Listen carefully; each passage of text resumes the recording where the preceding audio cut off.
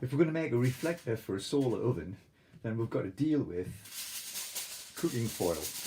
And the foil can be difficult to cut with scissors, especially small scissors, so big scissors are best. But let's assume we all don't have the great big sort of shear type scissors. Then what you've got to do is think about how to mass produce these foil sheets, which are just the right size for an A4 piece of card. Now, to be honest, you need them a little bit wider than A4, which is 21 centimeters. So add a few centimeters, takes us to about 24. So that's adding 3 centimeters in total.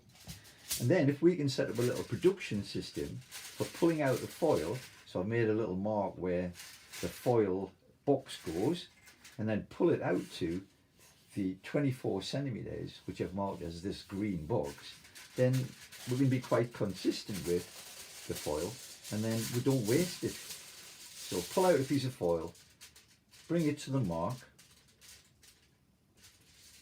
and you do that thing about closing the box, and it clamps it where the serrated edge is. Tear it off, give it a quick check, lo and behold, it's about the right size. Now, it's not critical that they're exactly within the size of the box, it just means that we've got less waste.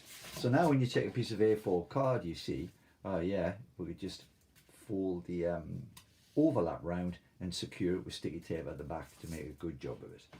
So check you've got the correct side. Check you've got the correct side, because that's a dull side and that's the shiny side. So what we want to do is have the shiny side on top of the card.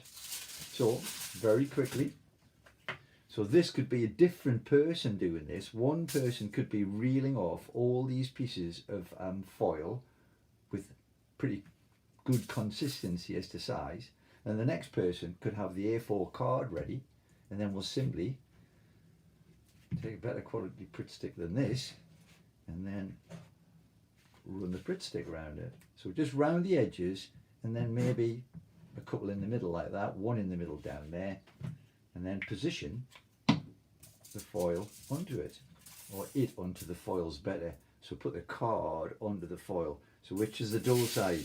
That's the shiny side, that's the dull side. Flip the card over on top of it, glue side,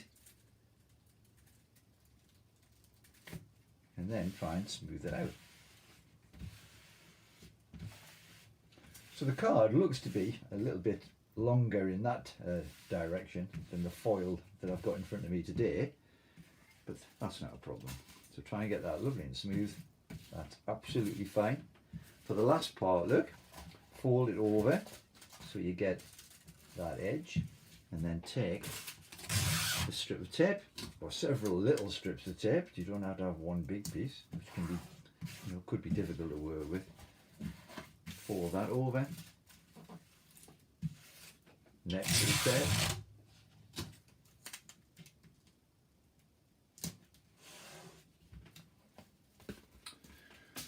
Cut off the extra bit maybe.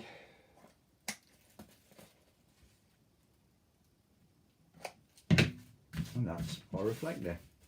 So if you're spending absolutely ages with very large bits of foil, trying to cut it with scissors the right size, it's going to take ages to make these reflectors. If you set up a little production team with somebody making a little pile of the foil pieces, then you'll make a lot more of these foil reflectors in a shorter period of time. So a very simple production line in order to manufacture them, and then they can be used in whatever form, curved, straight, tilted, at different angles in your solar oven. Fabulous.